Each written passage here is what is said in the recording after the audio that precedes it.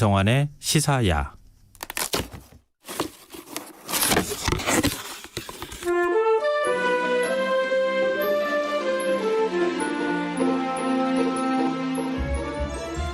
코로나19로 무기력감을 호소하는 분들, 그리고 심심한 어른들에게 재미를 배달하는 시간입니다.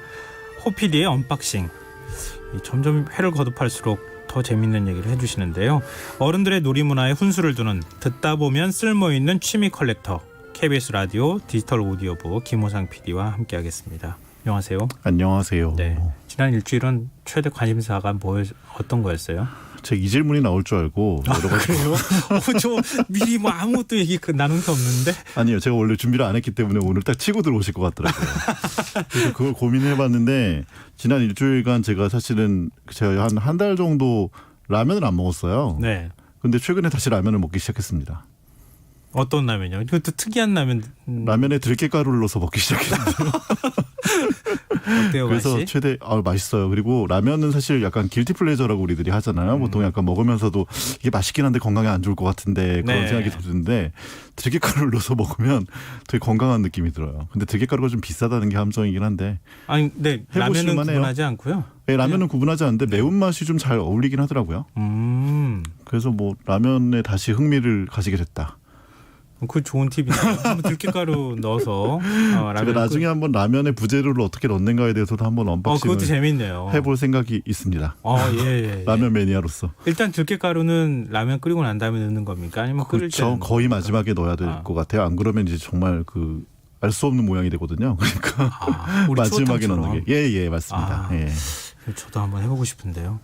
첫 시작부터 갑자기 흥미를 확 유발하시는 얘기를 해주셨는데 오늘은 그러면은 어떤 언박싱을 제가 해볼까요? 이제 방송이 세 번째에 오늘. 네. 근데 이제 첫 번째 좀 힘이 들어갔었고 두 번째 하면서 느꼈던 게 이거 준비했는데 못했다. 이 말도 못했네, 저 말도 못했네 하고 나서 나가면서 되게 이렇게 막 허무하더라고요. 네. 이 얘기 했어야 되는데 1, 2부로 해야 되나? 이런 생각하면서 그랬었는데 그래서 오늘은 이제 바로 들어갈 내용이 제목하여 이렇게 잡았습니다. 무협지 박스인데요.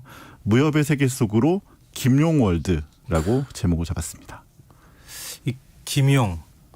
무협지 기억하시는 보시던 세대시죠? 네, 그렇죠. 80년대 어마어마하게 인기를 끌었던 영웅문. 저는 그렇죠. 저는 중고등학교 시절에 많이 봤는데요. 네. 이제 저희 동네에 이제 책차라는 게 왔어요. 이동도서관. 그래서 이제 돈을 내고 200원, 300원 이렇게 내고 책을 빌리는 거예요. 네. 근데 다른 책들도 많이 있었는데 저는 이제 중간고사나 기말고사가 끝나면 그 차에 딱 가서 이제 허락받는 거죠, 그때. 책을 10권을 빌려와요. 네. 김용 무협지를. 네. 그래서 밤새도록 읽어요. 근데 조숙했는데요. 중고등학교 때 영웅문을. 영웅문도 김용 받고 대류개별도 작품을. 받고. 네. 야, 그때 아말리성 지금 소호강호라고 알려져. 예. 의천도룡기, 천룡팔부 대류개별. 지금도 표지가 눈에 선하고 막 어제 제가 이거 원고를 준비하면서 가슴이 떨려가지고 너무 좋더라고요. 그때 생각이 나니까. KBS PD 하려면 책 안 읽어야 된다는 거를. 네, 보여주시네요. 저는 책을 좋아하고요. 근데 이제 깊은 책은 안 읽고요. 이런 거 중심으로 읽습니다. 진짜 김용 이분에 대해서 이제 2년 전인가 돌아가셨잖아요. 그게요. 저도 이제 계속 이분의 1920년대생이라는 건 제가 알고 있었어요. 네. 24년생이시더라고요. 근데 이제 돌아가셨다는 기사가 계속 안 떠가지고 정말 장수하시는구나 그렇게 생각을 했고 제가 또 한 번은 제가 와이파이나 이런 오디오 드라마를 만드니까 김용 쪽에 연락을 한 적도 있어요. 한번. 그래요? 영웅문을 오디오 드라마로 만들고 싶다. 그래서 이제 서로 메일을 주고받으면서 이렇게 얘기를 한 적이 있는데 그쪽에서는 오케이를 했었는데 약간 다른 기술적인 문제로 이루어지진 않았는데 그러면서 이제 김용 아저씨가 이제 돌아가실 법도 한데라고 생각을 했었는데 2018년에 돌아가셨더라고요. 보니까 96세를 아주 장수하셨어요. 근데 이제 그거 보면서 이제 제가 어제 기사를 찾아보니까 사망할 당시에 이제 트위터나 중국 웨이보 같은데 김용 죽음을 애도하는 해시태그가 15억 건이 걸려 있었대요. 15억 건요? 중국은 뭘 하나 해도 참 많네요. 일단 스케일이 다른 거를 감안하고서도 어쨌든 정말 중국인들의 사랑을 받은 작가라는 걸 알 수 있고요. 그리고 등쇼평이라고 했던 덩샤오핑 그리고 아리바바를 만든 마윈 회장 이런 분들이 아주 김용 작가의 작품을 사랑하고 존경한다고 밝힌 적이 있을 정도로 아주 뭐 무협지라는 게 사실은 어떻게 보면 오락소설 쪽에 가까운데 네. 뭐 순수 문학보다는 그래서 그런지 굉장히 많은 사람들이 사랑한 작가로 알려져 있습니다. 근데 저도 추억이 좀 새록새록 떠오르는데요. 예전에 그 무협지 하면은 약간 3년 소설 같이 취급했어요. 근데 이제 80년대. 맞아요. 그래서 무협지를 쓰신 분들이 작가들이 워낙 많고요, 사실은. 네, 우리나라 그리고 작가들도 많죠. 우리나라 작가들도 네. 많고요. 뭐 사실 그 스포츠 신문 이런 데도 많이 연재되고 그랬던 적이 있는데 그게 이제 기본적으로 무협지의 어떤 기본 공식이 있고 그리고 어떤 그 영웅이 되고 뭐 이렇게 새로운 무술을 얻고 이런 장면들이 굉장히 극적이잖아요, 사실은. 네. 근데 김용 소설이 좀 다른 점들이 있어요. 문학성을 인정받는 부분에서. 중국에서는요, 우리 셰익스피어하고도 안 바꾼다 그런 얘기를 한다. 그런 얘기를 하기도 하더라고요. 신필이라고 하면서 갓이죠, 갓. 그러니까 우리가 중국어로 뭐 직접 중국어를 할 수 있는 능력이 좀 부족해서 그렇지만 실제로 중국어를 잘 하시거나 중국어 번역을 할 수 있는 정도의 뭐 대학 교수나 이런 분들은 정말 문장도 정갈하고 그리고 이 고전에 대한 정말 해박한 지식. 네, 맞습니다. 그런 거 있는 굉장히 높이 평가하더라고요. 실제로도 뭐 명보라는 그런 그 언론지 신문의 창간인이기도 했고 계속해서 자기가 언론인인 것에 대해서 굉장히 자랑스럽게 생각했다고 하더라고요. 후문으로 하지만 본인이 물론 많은 무협지를 썼지만 그리고 이제 이분이 특히 더 좋았던 거는 역사를 배경으로 하는 사실주의를 기본으로 해서 소설을 쓴다는 거예요, 사실은. 그래서 김용 월드를 만든다는 거는 사실은 그런 어떤 세계관. 네. 작가가 가지는 세계관들을 생각할 때 제일 먼저 떠오르는 사람이 뭐 반지의 제왕의 톨킨이라든지 톨킨 아저씨는 뭐 그 마을에 흐르는 강까지 다 자기가 만들잖아요, 전부. 그러니까 지금 뭐 외국에 특히 네. 이제 미국이나 서구에서 만드는 영화에 다 기본 흐르면 그렇죠. 다음 반지의 제왕의 어떤 그런 서사가 흐르고 있고 뭐 요새 같은 뭐 해리포터의 뭐 저기 J.K. 롤링 같은 경우도 본인이 만든 해리포터 세계에서 이제 그 안에서 이루어지는 수많은 인물과 캐릭터와 또 그 서사와 이런 것들이 버무려지는 거잖아요. 네. 김용도 김용 월드라고 제가 이름을 붙인 게 이분의 어떤 소설에는 몇 면이 아무튼 사실주의가 흐르고 있어요. 그리고 그 몽고 지배하의 뭐 민중의 삶이 있고 그리고 뭐 의천도령이 같은 경우에는 주인공인 장무기는 허구의 인물이지만 그 휘하에 있는 상우춘, 뭐 서수휘, 한리마 그리고 명교 휘하의 의병을 이끌고 명나라를 건국하게 된 주원장 이런 사람들은 전부 실존 인물들이거든요. 네. 그러니까 실존 인물과 실제의 사건 그런 것들을 잘 믹스해서 사실은 이때 이런 일이 있을 법도 하다라는 일들을 만들어내는데 아주 탁월한 재주를 가지고 계시고요.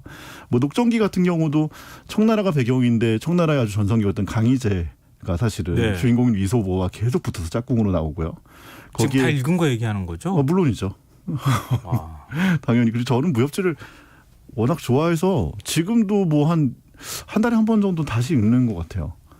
지금도 역시 계속 무협지를 하긴 방송을 또 관련돼 있는 것도 하기도 하시고 그래가지고. 네, 뭐 하기도 하고 워낙 재밌고 그러니까 뭐 취미생활이라고 할 수 있어요. 할 수 있을 만큼 정말 이렇게 빠져들기가 되게 좋은 그리고 아까 말씀드린 어떤 역사와 연관성, 인물의 캐릭터의 입체성, 아주 뭐 행복합니다. 뭐 이렇게 지금 86세대들이 그 김용에 대한 기억들을 굉장히 많이 갖고 있고 맞아요. 예. 그 세대가 사실 영웅문을 읽으면서 그게 그 당시에 뭐 그런 거 기사 많이 봤어요. 90년대, 80년대 중반 뭐 이럴 때는 대학교 도서관에서 어느 도서가 제일 많이 대출됐느냐. 1등 영웅문. 그리고 90년대에는 이제 은하영웅 전설이라는 게 또 새로 등장을 하는데 그것도 아마 뭐 기회가 되면 제가 언박싱에서 한번 해보고 싶은 소설인데요. 다나카 요시키의 은하영웅 전설 같은 경우도 90년대 내내 거의 도서관 1등. 그러니까 뭐 대학생들이 제일 좋아했던 책들이 또 그 나름대로의 그 의미들을 가지고 있기 때문에 한 번씩 지금 보셔도 고전이라는 것은 그렇기 때문에 고전이죠, 사실은. 국내에서는 사실 얼마나 책이 팔렸는지 집계가 잘 안 될 정도로 집계가 잘 안 된다고 그러더라고요. 집계를 하지도 않고. 그래서 뭐 저도 그걸 좀 찾아봤더니 뭐 500만 부란 얘기도 있고 800만 부란 얘기도 있는데 어쨌든 많이 봤어요. 확실한 거는. 지금 무협지 하면 아까 잠깐 말씀하시다가 얘기를 했는데 스토리 라인이 굉장히 이렇게 전형적이잖아요. 전형적이죠, 사실은. 뭐 중국의 무협 영화 드라마나 뭐 이런 거 봐도 이게 너무 뻔해서 재미없어 이렇게 그냥 지레짐작으로 얘기를 해버리는 경우도 있는데 실제로는 스토리 라인은 그 전형적이지만 다른 매력이 있으니까 많은 사람들이 있는 거 물론입니다. 아닙니까? 그리고 특히 또 김용월드는 또 다른 특징들을 여러 가지 가지고 있는데 일반적으로 아까 말씀하신 전형성을 잠깐 설명을 하면 네. 일단 주인공이 핍박을 받아요.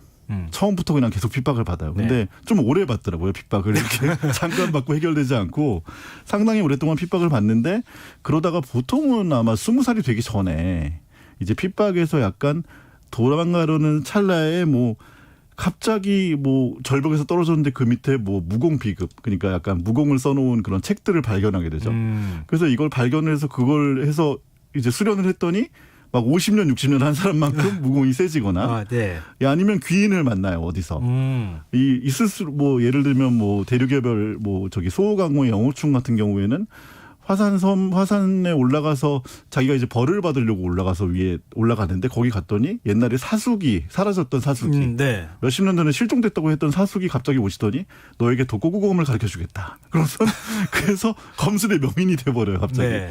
그리고 뭐 그 천룡팔부 대륙개별의 다니엘 같은 경우에는 갑자기 모든 독을 피할 수 있는 그런 어떤 신비한 생물을 삼키게 돼요. 그래서 만독이 침범을 안 해요. 그런 식으로 초인적인 힘을 얻게 돼요 사실은. 예. 그 과정이 인간관계가 사실 되게 부실하죠 사실은 일반적인 문학이라면.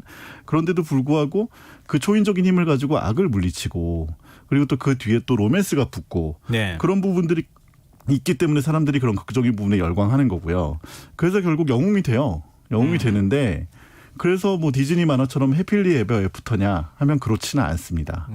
그 점이 사실은 김용 소설에서 굉장히 뭐 독특하기도 하고 재미있는 점이긴 한데 이 사람들이 다 잘 되질 않아요. 그러니까 권력이나 돈이나 명예나 이런 것들 당연히 얻게 되죠. 네. 그리고 뭐 당연히 무술은 제일 강하니까 누구랑 싸워도 그렇죠. 다 이기고요. 네. 그런 부분들이 있는데 그런 거에 대한 무상함을 느끼게 되는 거예요. 그때 가서는. 그때 가서. 네. 그게 사실 매력 포인트지. 휴머니즘이죠. 네. 사실은 뭐 저희가 뭐 여러 군데서 얘기하지만 재벌이라고 다 행복한 것도 아니고 뭐 대통령이 됐다고 해서 그게 다 이루어지는 것도 아니잖아요. 근데 그렇죠. 그런 거에 대해서 김용 소설들에 나오는 주인공들은 다들 허점을 가지고 있어요. 인간적인 허점들을. 그래서 뭐 다 모든 걸 이루어서 다 통솔해서 막 왕이 돼서 막 그런 게 아니고 나중에는 결국은 절대적인 힘을 가진 한 고뇌하는 인간이 되는 그런 결말들이 많이 나와요. 그렇기 때문에 그리고 인간군상들에 대한 풍자도 역시 들어가고요. 네. 그렇기 때문에 사실은 김용 월드가 인기가 있는 이유는 제가 보기에도 약간 그런 인간적인 매력들이 사실은 사람이구나 얘도. 네. 비록 얘가 다 싸워서 다 이겼지만 아니 얘도 그래야 사실은 재밌는 거지. 그렇죠. 계속 대통령이 끝까지 대통령이면 재미없잖아요. 맞아요. 그리고 이제 그 근간에는 사실은 동양 사상이라는 게 뭐 유교, 불교, 뭐 도교, 특히 뭐 불교는 뭐 소림사가 있고요. 도교는 이제 전진파라고 해서 이제 그 중국에서는 도교 사상이 또 도가 사상이 굉장히 네. 유행했었잖아요. 그런 것들에 대한 깊은 이해 그리고 그런 거에 대한 어떤 성찰 이런 것들이 스토리 전개나 인물 설계에 잘 배어 있기 때문에 사실은 중국 사람들이 그냥 그 초인을 좋아할 리는 없거든요. 그렇죠. 그렇기 때문에 그런 거에 대한 자기들의 문화에 대한 이해, 존중 그리고 자랑, 자부심 이런 것들이 같이 들어있기 때문에 김용 월드가 중국인에게도 그렇게 사랑받는 게 아닌가 하는 생각을 했습니다. 네. 지금 뭐 청취자분들끼리 서로 지금 김용 월드 작품 추천해 주세요. 역시 영웅일까요? 이렇게 마지막에 하려고 김다운님이 했는데 얘기를 물어보시니까요. 네. 그 뒤에 이규창님께서 아리따우신 다운님께 의천 도룡기를 추천드립니다. 청취자분들이 지금 추천하고 막 이런 상황이 이렇게 아는 분들이 많이 계시는데요. 예. 지금 그 무협 용어 사전을 준비하셨다고요? 뭐 사전을까지는 아니지만 약간 뭐 이제 독특한 얘기들이 있어요. 뭐 주화인마가 뭔지 아시나요? 주화인마요. 네. 뭐 불나가고 그러는 거 같은데 아니에요? 이제 보통 이제 무공을 익힐 때 내공과 외공으로 갈리거든요. 네. 그러니까 내공은 이제 안에서 자기의 기를 이용해서 뭐 저도 그게 실제로 있는 건지는 아마 없을 것 같은데. 아니 무술하시는 분들은 네. 그렇게 얘기하잖아요. 내력이라는 게 생기는 거죠. 네. 그래서 무공이 계속 쌓이고 그러면 그 내력을 이용해서 뭐 장풍도 쏘고. 예. 근데 이제 그 운기 조식이라는 게 필수적으로 무공신법을 보면서 하면서 이제 하는 거죠. 근데 그렇게 했을 때 옆에서 만약에 때리거나 네. 아니면 뭔가 슬픈 일을 얘기를 하거나 뭐 너희 뭐 어머니가 지금 아프셔. 이렇게 해서 흔들리게 되면 자신의 그 안에 있는 그 기의 흐름이 방해를 받는 거죠. 네. 그래서 주와 인마, 마자가 이제 마지막에 악마할 때 그 마력의 마자인데 그래서 결국은 뭐 심하게는 뭐 팔을 못 쓰게 된다든지 뭐 아무튼 기식이 흐트러지는 관계로 뭔가 문제가 생기는 것들 그런 행위들을 다 주와 인마라고 해요. 그래서 남자분들은 주와 인마라는 말을 그냥 잘 쓰더라고요. 뭐 너 그러다 주와 인마 된다. 그래서 그래요?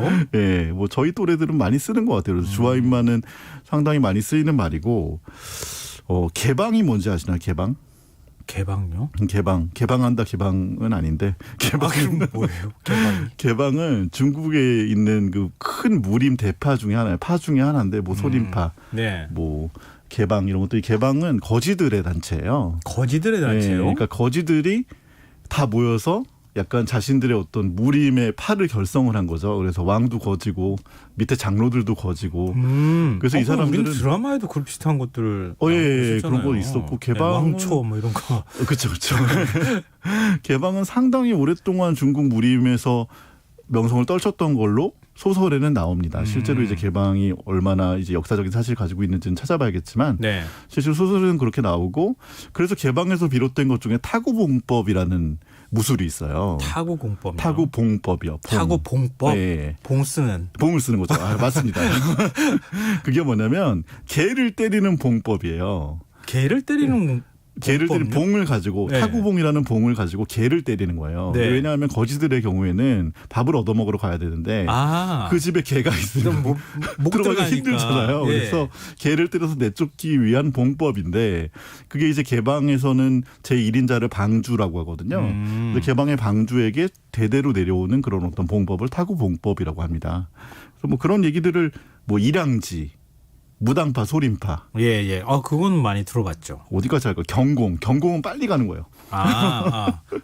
우리 경공은 뭐라고 해야 되지? 경보가 이제 빨리 걷는 거잖아요. 예, 근데 그것과 예. 비교도 안 될 정도로 정말 이렇게 순간 이동처럼 빨리 가는. 그래서 경공을 그런 빨리 움직일 수 있는 무술의 일종이고, 그래서 뭐 그런 식의 용어들이 되게 많은데. 또 역사하고도 관련이 있고요. 뭐 무당파나 전진파 같은 경우에는 뭐 종교하고도 관련이 있고요. 그런 것들의 관련 상황들을 잘 엮어보면 꽤 재밌는 사실들을 많이 발견하실 수 있을 겁니다. 근데 지금 이제 쭉 말씀하신 거 들어보면서 아마 이거 어디서 많이 들은 것 같은데 이렇게 생각하시는 분들 많을 거예요. 많이 본 것 같다고 하는 느낌도 가지실 것 같은데. 맞아요. 청취자 K80077485 아이디 쓰시는 분께서 김용수설 드라마로 리메이크 될 때마다 다시 보고 맞아요. 몇 년 차가 재미있다 그러면서 본 적이 있는데 오늘 예전 생각이 다시 나네요. 이렇게 얘기를 해주셨거든요.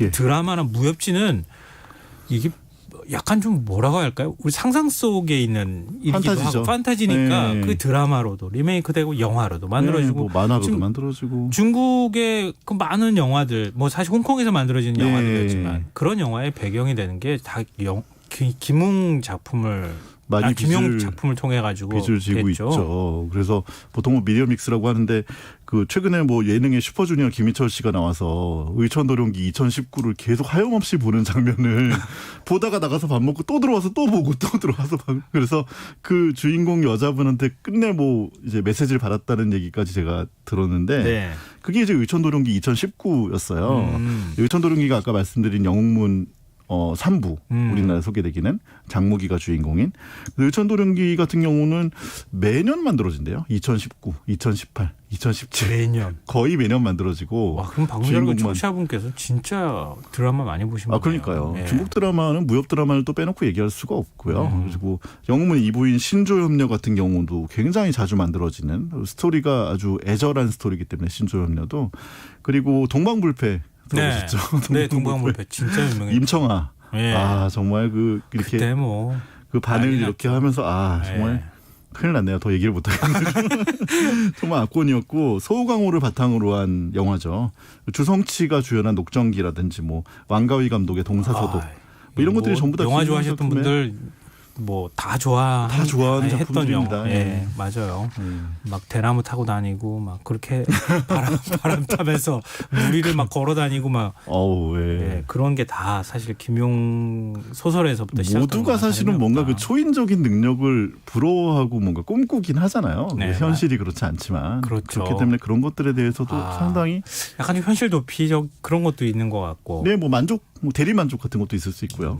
이제 대학 때는 학교 수업 안 들어가고 그냥 자취방이나 하숙집에 처박혔던 뭐 형들이 많이 읽었던. 형들인가요?